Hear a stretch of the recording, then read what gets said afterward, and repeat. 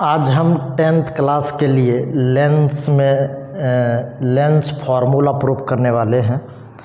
तो lens formula पहले होता क्या है उसको हम देखेंगे। कहेगा लेंस सूत्र सत्यापित करें, लेंस सूत्र सत्यापित करें या prove that the lens formula. Lens formula में क्या होता था, ये 1/v minus 1/u equal to 1/f होता है, जबकि दर्पण सूत्र यानी मिरर फार्मूला में ये 1/v plus 1/u equal to 1/f होता था। अच्छा, कोई पूछेगा सर v क्या है, तो जहाँ v जो है ये प्रतिबिंब की दूरी है, v क्या है प्रतिबिंब की दूरी है, और u जो है ये वस्तु की दूरी है, u क्या तो वस्तु की दूरी है, और f जो है ये f फोकस दूरी है। तो अगर क्वेश्चन में स्पष्ट रूप से मेंशन कर दे कि उत्तल लेंस में लेंस सूत्र सत्यापित करें, तब तो आपको उत्तल लेंस बना करके उसमें प्रूफ करना पड़ेगा। कई बार अगर मेंशन कर दे कि अवतल लेंस में सत्यापित करें, तब तो अवतल लेंस में ही सत्यापित करना पड़ेगा। ऐसे अगर सिंपल बोल दे लेंस सूत्र सत्यापित करें, तो आपका इच्छा है कि आप उत्तल लेंस में प्रूफ कर दें या अवतल लेंस में प्रूफ कर दें। ऐप क्या है, तो ये फोकस दूरी। अब इसके लिए जब हमको प्रूफ करना होगा तो हम एक डायग्राम बनाते हैं, उस डायग्राम में ये प्रूफ कर लेंगे। ये लेंस सूत्र है 1/v minus 1/u equal to 1/f। इससे पहले के वीडियो में हम सारा बात क्लियर कर चुके हैं। प्रतिबिंब मतलब वस्तु को कहाँ रखने से प्रतिबिंब कहाँ बनता है। तो चलिए हम उत्तल लेंस में ही प्रूफ करना चाहेंगे पहले। हालांकि 12th में हम लोग दूसरे मेथड से प्रूफ कर लेते हैं, क्योंकि वहाँ प्रूफ पूछता नहीं है, तो वहाँ सिर्फ फार्मूला काम आना है। तो शॉर्ट तरीके से दूसरे मेथड से हम लोग लेंस सूत्र प्रूफ कर लेते हैं। लेकिन यहाँ इन डिटेल से ट्रायंगल वाले मतलब इमेज फॉर्मेशन जैसे होता प्रॉपर वे में, उस तरीके से ट्रायंगल को सिमिलर करके उसके बाद दोनों को समरूप प्रूफ करके दोनों के बीच संबंध निकाल करके तब जा कर के दर्पण मतलब लेंस सूत्र प्रूफ करना है। तो हम इन डिटेल से बात करते हैं। मान लेते हैं कि ये उत्तल लेंस है, ये इसका ऑप्टिकल सेंटर है, और यहाँ एक वस्तु रखा गया है जिस वस्तु का नाम AB रखते हैं, और ये AB नाम का एक वस्तु है। ये प्रधान अक्ष के समानांतर अगर प्रकाश की किरणें जाती है तो अपवर्तन के बाद ये फोकस से होकर के गुजरती है। तो अपवर्तन के बाद ये फोकस से होकर के गुजरेगी। तो जहाँ से होकर गुजरा इसी को हम फिलहाल फोकस मान लेते हैं। दूसरा, अगर प्रकाश की किरण ऑप्टिकल सेंटर से होकर के गुजरती है तो बिना विचलित हुए आर पार चली जाती है। अगर ऑप्टिकल सेंटर से होकर गुजरेगी तो ये बिना विचलित हुए आर पार चली जाती है। चलिए इस तरीके से बिना विचलित हुए आर पार चली जाती है। तो अपवर्तन के बाद जिस बिंदु पर कटा है यही प्रतिबिंब बनेगा। तो इस प्रतिबिंब को हम A', B' मान लेते हैं। देखिए, इस प्रधान अक्ष के ये समानांतर किरणें हैं, तो दोनों किरणों के बीच की दूरी हमेशा समान होगा। तो यहाँ से एक परपेंडिकुलर लाइन ड्रॉ कर दिए, और इस पॉइंट को हम थोड़ी देर के लिए कुछ मान लेते हैं M या L, कुछ और भी मान सकते थे। देखेंगे ये क्या है, वर्टिकली अपोजिट एंगल हो जाएगा, एकांतर कोण। ये अगर एंगल थीटा होगा तो ये भी एंगल क्या होगा, थीटा होगा। अच्छा, उसी तरीके से ये 90 होगा, तो यहाँ भी ये 90 होगा, ये भी क्या बनाएगा 90 बनाएगा, और ये भी आपस में वर्टिकली अपोजिट एंगल होगा। इसको अगर अल्फ़ा मान लेंगे तो ये भी क्या होगा, अल्फ़ा होगा। तो हम त्रिभुज BAO और त्रिभुज B'A'O में हम बात करते हैं। त्रिभुज BAO और त्रिभुज B'A'O में अगर हम बात करें तो angle A is equal to angle A', angle A is equal to angle A', ये कितना 90 डिग्री। और ये है AOB, angle AOB is equal to angle A' A dash O B dash, ये क्या शीर्षाभिमुख कोण यानी वर्टिकली अपोजिट एंगल, शीर्षाभिमुख कोण यानी वर्टिकली अपोजिट एंगल। किसी भी ट्रायंगल का दो एंगल अगर बराबर हो गया तो ये ऑब्वियस है कि ये दोनों त्रिभुज समरूप होने वाला है, इसलिए त्रिभुज बी ए ओ ये समरूप हो जाएगा त्रिभुज बी डैश ए डैश ओ से, ये दोनों त्रिभुज क्या हो जाएगा, समरूप हो जाएगा। और जैसे ये दोनों त्रिभुज समरूप हो गया तो इसके भुजा क्या होंगे, अनुपातिक होंगे। तो लंब बटे लंब, तो लंब क्या है ए बी, यहाँ लंब क्या है तो ए डैश बी डैश, तो ए बी बटे ए डैश बी डैश बराबर लंब बटे लंब बराबर आधार बटे आधार, आधार यहाँ क्या है तो ओ ए बटे O A dash, O A बटे ओ ए डैश, तो लंब बटे लंब बराबर आधार बटे आधार। तो इसको हम पलट देते हैं, तो इसको पलट देते हैं या फिलहाल इतना ही अभी रहने देते हैं, ठीक, इसको बाद में ज़रूरत पड़ेगा तो पलटेंगे। इसको इक्वेशन 1 मान लेते हैं। अब पुनः त्रिभुज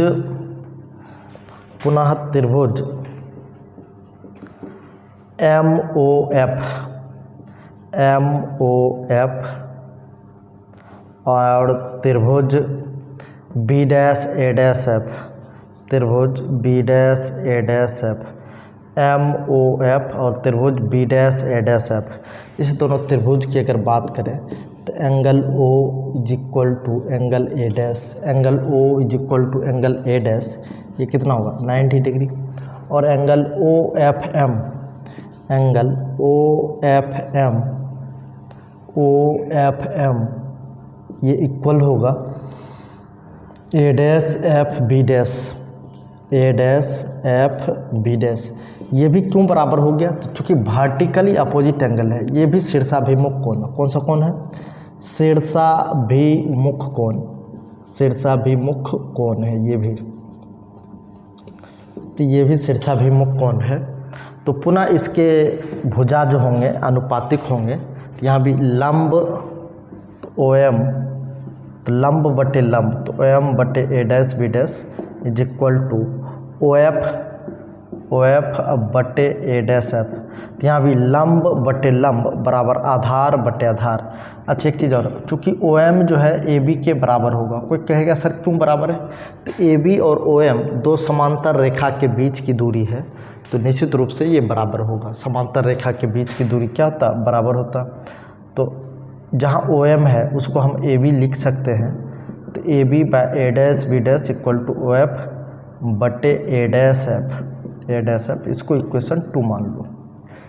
इक्वेशन 1 डिवाइडेड बाई 2, या समीकरण 1 और 2 से हम कर दें सीधा, समीकरण 1 और 2 से, तो देखो ये भी A B by A dash B dash है, ये भी A B by A dash B dash है, तो ओ ए बटे O A dash is equal to O F बटे ए डैश एफ, इस तरीके से लिख सकते हैं।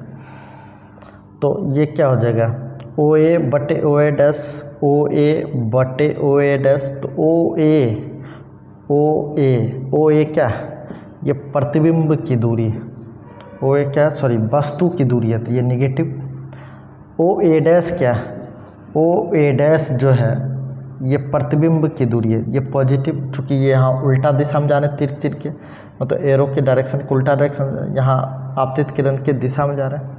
ओ एफ, तो ओ एफ ये फोकस दूरी होगा एफ। ए डैश एफ को हम क्या लिख सकते हैं, ए डैश एफ को हम देखो, इसको माइनस यू, इसको भी और इसको एफ, ए डैश एफ को हम लोग लिख सकते हैं ओ एफ माइनस, सॉरी क्या है ए डैश एफ, तो ए डैश एफ को ओ ए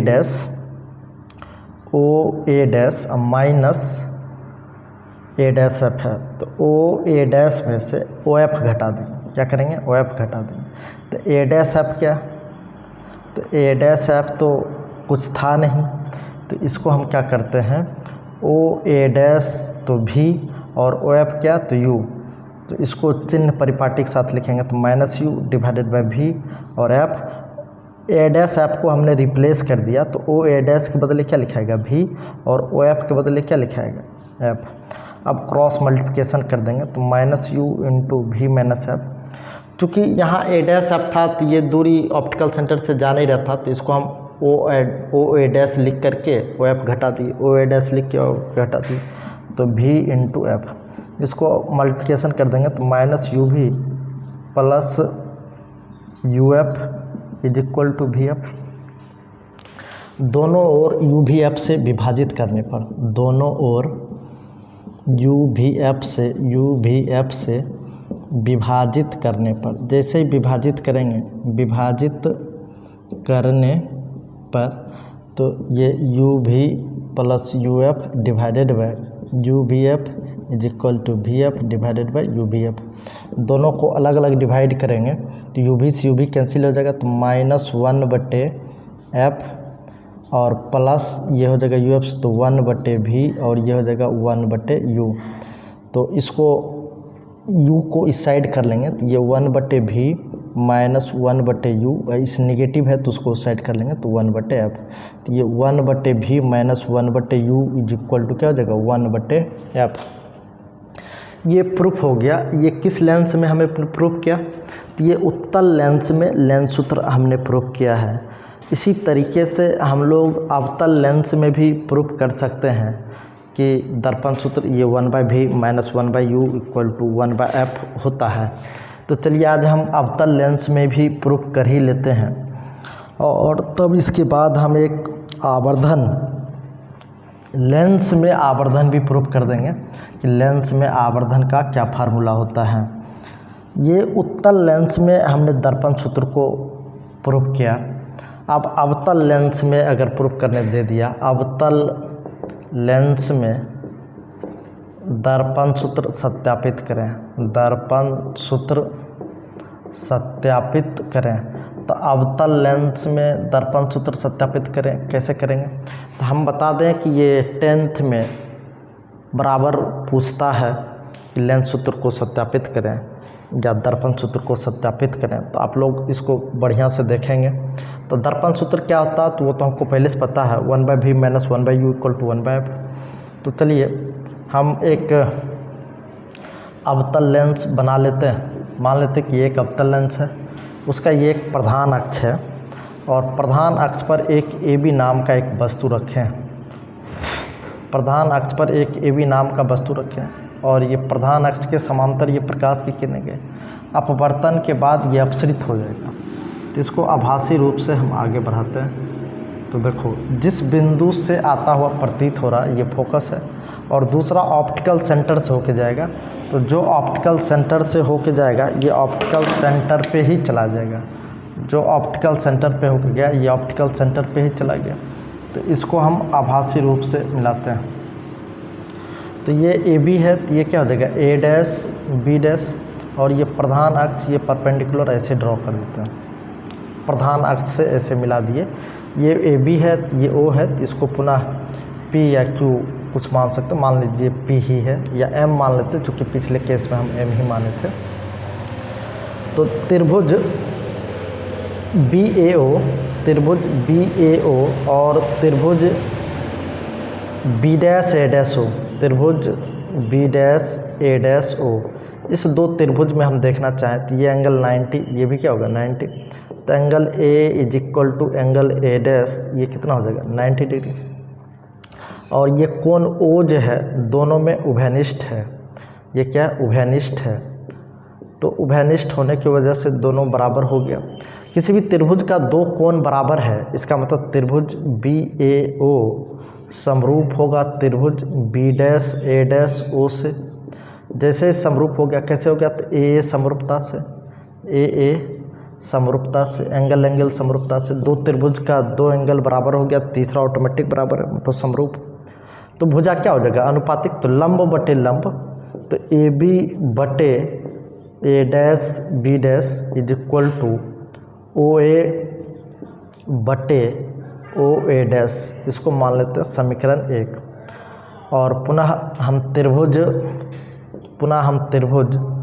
एम ओ एफ, त्रिभुज एम ओ एफ और त्रिभुज B dash A dash F, त्रिभुज B dash A dash F से अगर हम बात करते हैं एम ओ एफ, और त्रिभुज B dash A dash F से अगर इस तरीके से हम बात करते हैं तो पुनः कोण ओ जो है यहाँ 90 डिग्री, तो कोण ओ पे जो है ये 90 डिग्री। कोण ओ को अगर हम फुल्ली मैनेज मतलब अच्छे से लिखें तो M O F equal to 90 degree.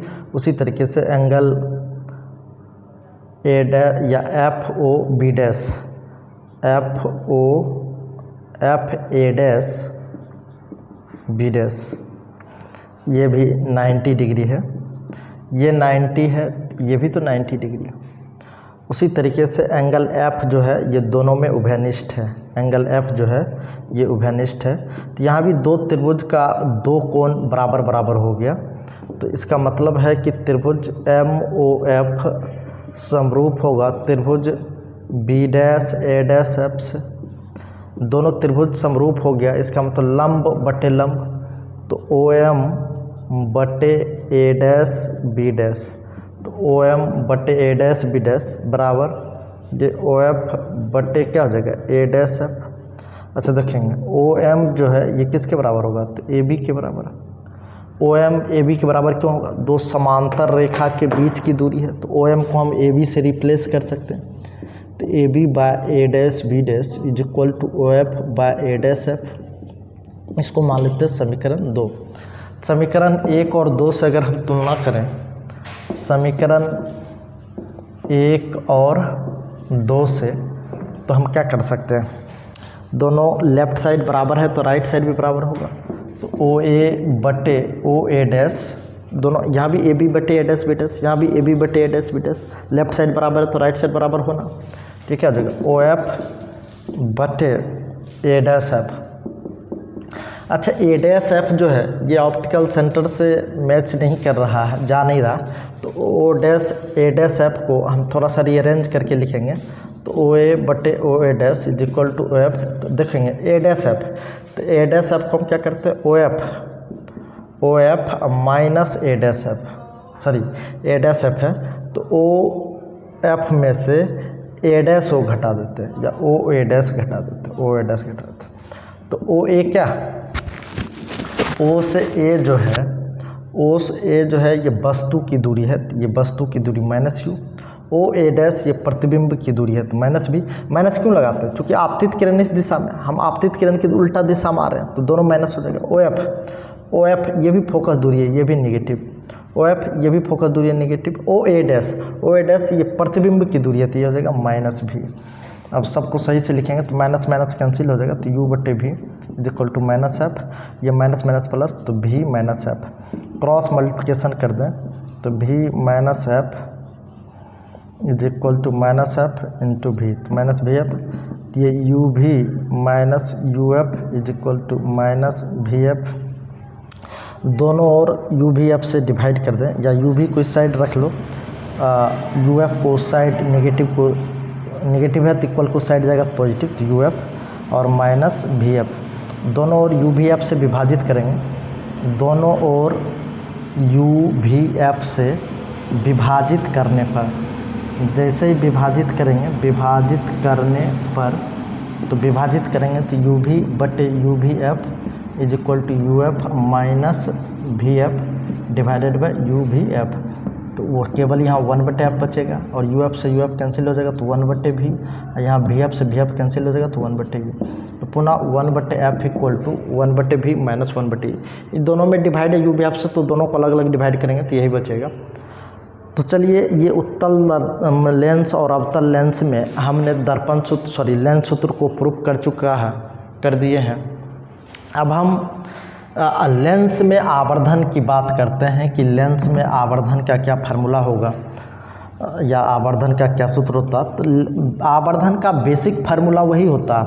आवर्धन का बेसिक फार्मूला क्या था, तो प्रतिबिंब की ऊंचाई और वस्तु की ऊंचाई के अनुपात को आवर्धन कहते हैं, इसको m से डिनोट करते हैं। तो m इक्वल टू कितना आता, माइनस भी बाई यू दर्पण में आया था। तो लेंस में आवर्धन सूत्र सत्यापित करें, ठीक है।